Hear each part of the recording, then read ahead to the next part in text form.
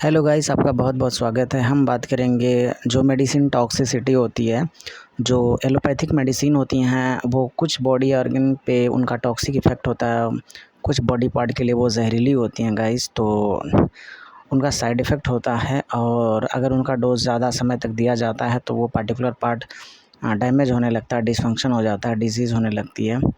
अगर कोई मेडिसिन जैसे किडनी के लिए ज़हर है तो उसको बोल देंगे नेफ्रोटॉक्सिक मेडिसिन। और अगर कोई मेडिसिन ब्रेन के लिए ज़हर है तो उसको बोलते हैं न्यूरोटॉक्सिक मेडिसिन। और इस तरीके से हम उसको, अगर कोई मेडिसिन लीवर के लिए ज़हर है तो उसको बोलते हैं हिपैटोटॉक्सिक।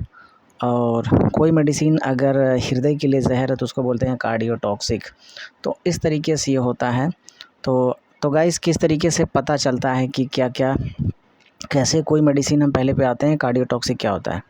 तो गाइस, कार्डियोटॉक्सिक के कई लक्षण होते हैं। जिस पेशेंट को कार्डियोटॉक्सिक का इफ़ेक्ट होता है उनको कुछ सिम्टम आते हैं, जैसे कि चेस्ट पेन होगा, मतलब यहाँ पे छाती में दर्द होगा लेफ़्ट साइड में, शॉर्टनेस ऑफ ब्रेथ होगा, सांस छोटी हो जाएगी, जो श्वसन की क्रिया वो छोटी होगी, हार्ट पाल्पिटेशन वगैरह हो सकते हैं। और जो स्टमक है वो डिस्टेंशन कर सकता है, फ्लूइड रिटेंशन कर सकते हैं, स्पेशली लोअर लिम्ब में, ख़ास तौर से पैर में, इस तरीके से। और डिज़नेस वगैरह इसमें आ सकती है पेशेंट में।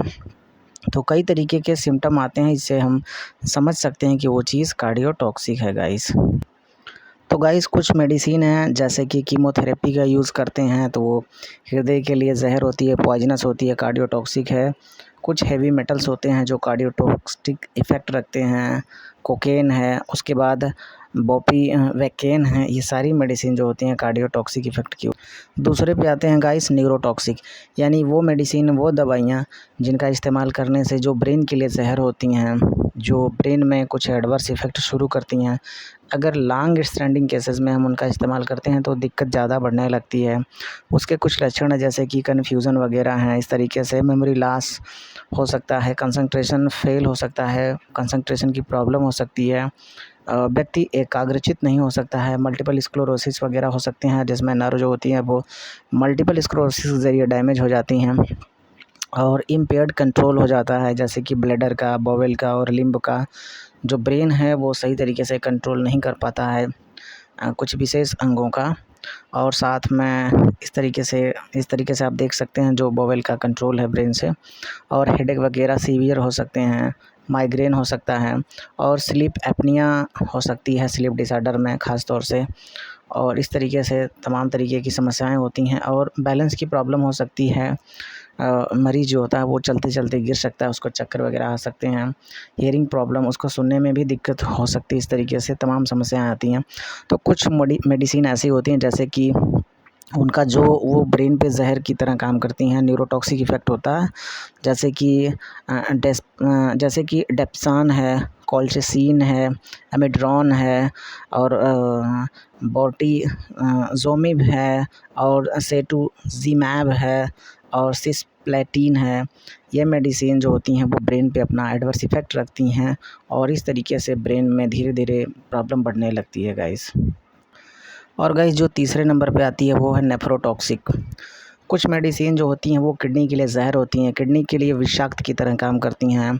कुछ एलोपैथिक मेडिसिन होती हैं तो उसके कुछ लक्षण होते हैं गाइस, जैसे जैसे कि सीवियर स्वेलिंग हो सकती है, आँखों में स्वेलिंग हो सकती है, घुटनों में स्वेलिंग हो सकती है, पैर में स्वेलिंग वगैरह हो सकती है, इसलिए फ्लूइड रिटेंशन कर सकता है। और इस तरीके से, मतलब जिसकी वजह से वेट गेन हो सकता है, उसका वज़न बढ़ सकता है।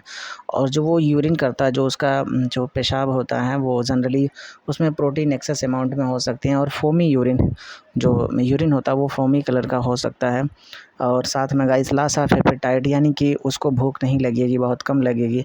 साथ में उसको फटीग वगैरह के लक्षण आ जाएंगे। तो कुछ मेडिसिन ऐसी हैं जिसका नेफ्रोटॉक्सिक इफ़ेक्ट होता है, जैसे कि वैंकोमाइसिन है, उसके बाद कोलेसिस्टीन है, उसके बाद जेंटामाइसिन है। तो इनका सीधा असर किडनी पर होता है, ये किडनी पे बहुत हानिकारक प्रभाव डालती हैं गाइस।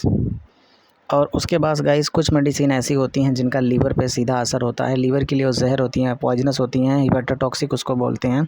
और इसके कुछ लक्षण होते हैं। तो इसके लक्षण क्या होते हैं, जैसे कि फ़ीवर है, बुखार हो सकता है मरीज़ को, लॉस ऑफ एपेटाइट, भूख की कमी हो सकती है, भूख ना लगे, कम लगे, जॉन्डिस वगैरह हो सकता है। जिसमें बिलिरुबिन पिगमेंट जो होता है बढ़ जाता है बॉडी में, और साथ में डार्क कलर यूरिन का हो सकता है। बॉडी पे रैश इस तरीके से हो सकते हैं, स्टमक में पेन हो सकता है, और साथ में नौजिया और वोमिटिंग के सिम्टम आ सकते हैं। तो इस तरीके से तमाम एडवर्स इफ़ेक्ट आते हैं। तो वो मेडिसिन हेपेटोटॉक्सिक है, उसका लीवर पे, उसका यकृत पे दुष्प्रभाव पड़ रहा है, और इस तरीके से मरीज़ को दिक्कत होती जाती है।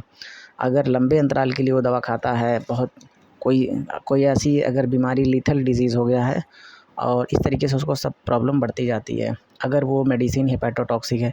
इसलिए समय समय पर नेफ्रोटॉक्सिक, हेपेटोटॉक्सिक या न्यूरोटॉक्सिक इस तरीके से अगर उसके सिम्पटम बढ़ते हैं तो फिजिशियन दवा में बदलाव कर सकते हैं।